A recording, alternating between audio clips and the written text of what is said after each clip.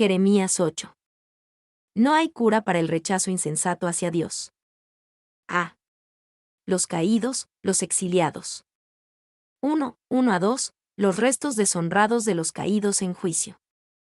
En aquel tiempo, dice Jehová, sacarán los huesos de los reyes de Judá, y los huesos de sus príncipes, y los huesos de los sacerdotes, y los huesos de los profetas, y los huesos de los moradores de Jerusalén, fuera de sus sepulcros, y los esparcirán al sol y a la luna y a todo el ejército del cielo, a quienes amaron y a quienes sirvieron.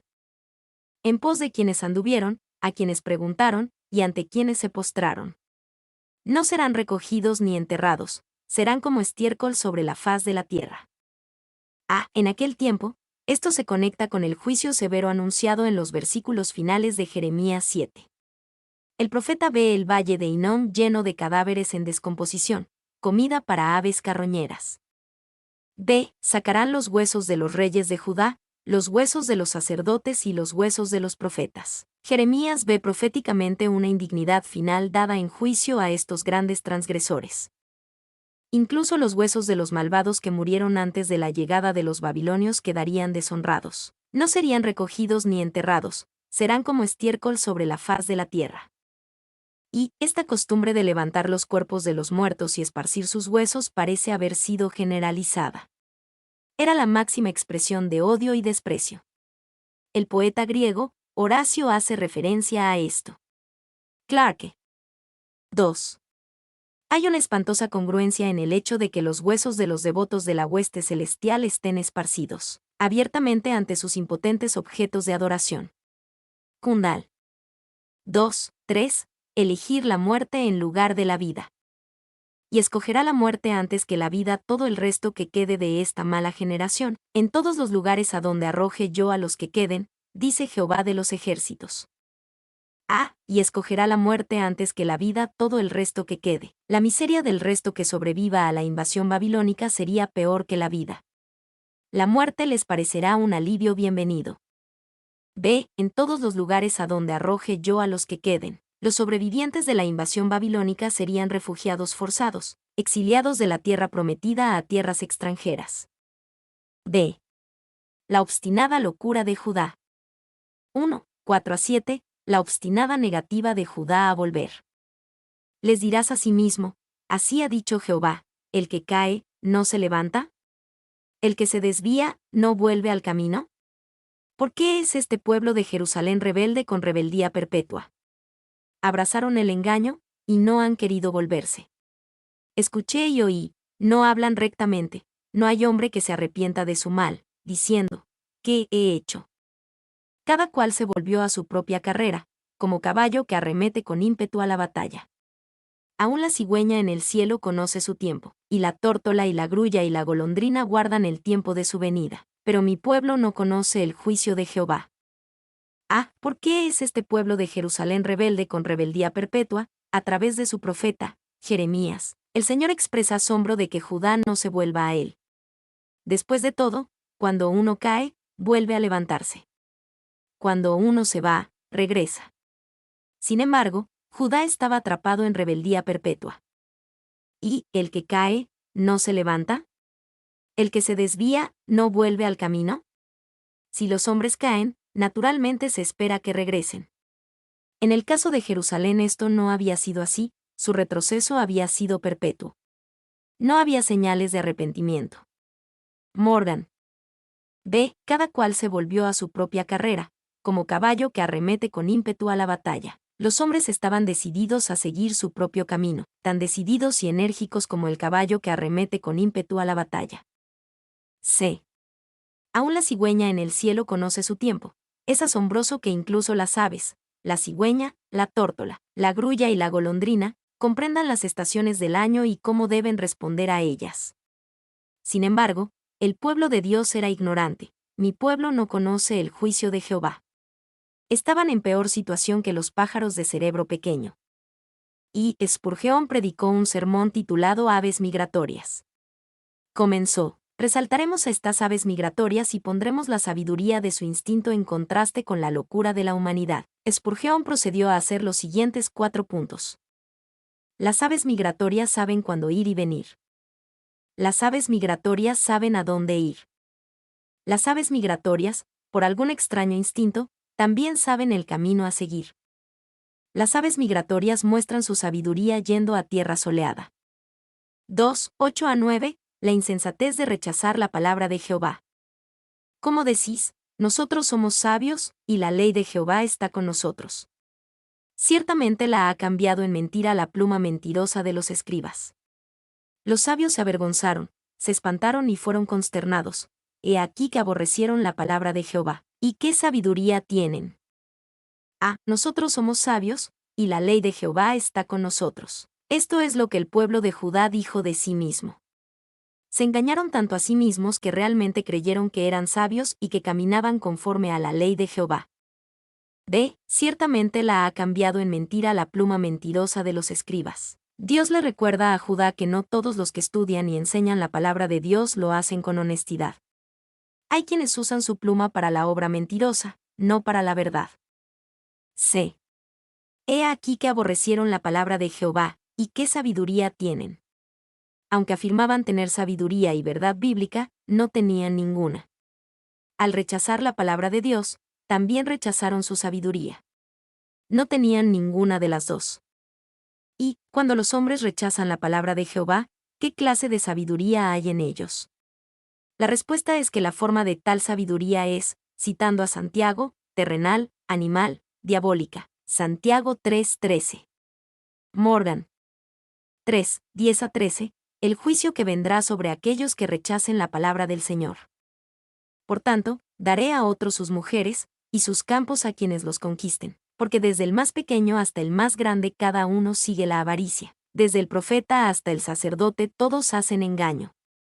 Y curaron la herida de la hija de mi pueblo con liviandad, diciendo, paz, paz, y no hay paz. ¿Se han avergonzado de haber hecho abominación?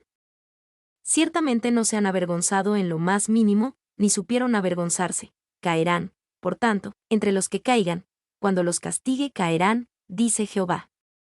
Los cortaré del todo, dice Jehová. No quedarán uvas en la vid, ni higos en la higuera, y se caerá la hoja, y lo que les he dado pasará de ellos. Por tanto, daré a otros sus mujeres, y sus campos a quienes los conquisten. Debido a que no apreciaron la palabra de Dios, Dios tomaría lo que era querido para el pueblo de Judá y se lo daría a otros. Cada uno sigue la avaricia, desde el profeta hasta el sacerdote todos hacen engaño. Repitiendo las palabras de Jeremías 6, 13-15, Jeremías señala que la corrupción egoísta se había convertido en una parte tan importante de la vida en Judá que, se podría decir que todos hacen engaño, y sin embargo, no se han avergonzado en lo más mínimo. Y la repetición en estos versículos en comparación con Jeremías 6, 3-15 no era accidental. Fue hecho a propósito, porque Judá necesitaba escuchar este mensaje, y entregarlo una vez simplemente no era suficiente. Se caerán, por tanto, entre los que caigan, cuando los castigue caerán. Debido a que la podredumbre moral y cultural era tan profunda entre el pueblo de Judá, Dios prometió traer un juicio completo. Como una vid o una higuera consumidas, Dios prometió, los cortaré del todo. 4:14. Huir a las ciudades fortificadas bajo el juicio de Dios. ¿Por qué nos estamos sentados? Reuníos, y entremos en las ciudades fortificadas, y perezcamos allí, porque Jehová nuestro Dios nos ha destinado a perecer, y nos ha dado a beber aguas de hiel, porque pecamos contra Jehová. Reuníos, y entremos en las ciudades fortificadas, y perezcamos allí. El profeta imagina al pueblo de Dios huyendo a las ciudades fortificadas cuando los invasores babilónicos entraran en la tierra. Solo podrían hacerlo en silencio, porque sabrían que habían ignorado las advertencias e invitaciones de Dios al arrepentimiento. Porque Jehová nuestro Dios nos ha destinado a perecer, y nos ha dado a beber aguas de hiel, porque pecamos contra Jehová. Cuando viniera el ejército invasor, comprenderían la grandeza de su pecado, pero para entonces sería demasiado tarde. 5:15-17, esperando paz, encontrado problemas. Esperamos paz, y no hubo bien, día de curación, y he aquí turbación. Desde Dan se oyó el bufido de sus caballos, al sonido de los relinchos de sus corceles tembló toda la tierra, y vinieron y devoraron la tierra y su abundancia, a la ciudad y a los moradores de ella. Porque he aquí que yo envío sobre vosotros serpientes, áspides contra los cuales no hay encantamiento, y os morderán, dice Jehová. Lamento sobre Judá y Jerusalén. Esperamos paz, y no hubo bien. Aquellos en Judá que escucharon y creyeron el mensaje de los falsos profetas, el mensaje, paz, paz. Jeremías 8:11, estos engañados esperaron paz, y no hubo bien. Vinieron y devoraron la tierra y su abundancia, en lugar de paz. Los invasores babilónicos vinieron con caballos resoplando y un ejército tan grande que tembló toda la tierra. Yo envío sobre vosotros serpientes, áspides contra los cuales no hay encantamiento. Los falsos profetas y sacerdotes habían convencido al pueblo de Judá y Jerusalén de que podrían encontrar una manera de maniobrar alrededor del juicio venidero. Descubrirían, para su gran pesar, que Dios les había enviado serpientes contra los cuales no hay encantamiento. Judá en exilio. 1:18-19, una visión de Judá en el exilio. A causa de mi fuerte dolor, mi corazón desfallece en mí. He aquí voz del clamor de la hija de mi pueblo, que viene de la tierra lejana. ¿No está Jehová en Sión? ¿No está en ella su rey? ¿Por qué me hicieron airar con sus imágenes de talla, con vanidades ajenas? A causa de mi fuerte dolor, mi corazón desfallece en mí, con desesperación. Jeremías ve proféticamente la tragedia que seguía a la devastadora invasión babilónica. He aquí voz del clamor de la hija de mi pueblo, que viene de la tierra lejana. Esta era la causa de la desesperación de Jeremías. La hija de mi pueblo ya no vivía en la tierra que Dios les prometió. En cambio, su grito se escuchaba de la tierra lejana. ¿No está Jehová en Sión? ¿No está en ella su rey? Con asombro, Jeremías se pregunta cómo terminó su pueblo en el exilio. Se pregunta si Dios había dejado su propia tierra, si ya no reinaba como rey en Sión. ¿De por qué me hicieron airar con sus imágenes de talla, con vanidades ajenas? Dios responde la pregunta de Jeremías con preguntas propias. El problema no era que Dios había abandonado la tierra de Israel, el problema era que Israel había abandonado a Dios. 2:20, la desesperación de una Judá conquistada.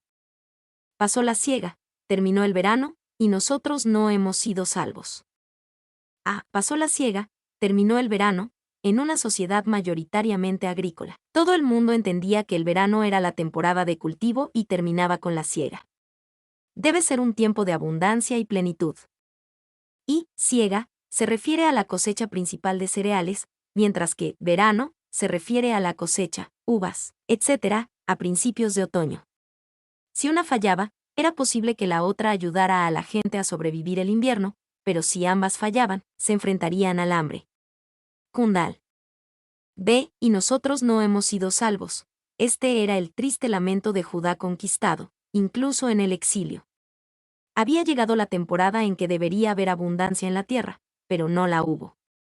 Tuvieron que afrontar el triste hecho, no hemos sido salvos.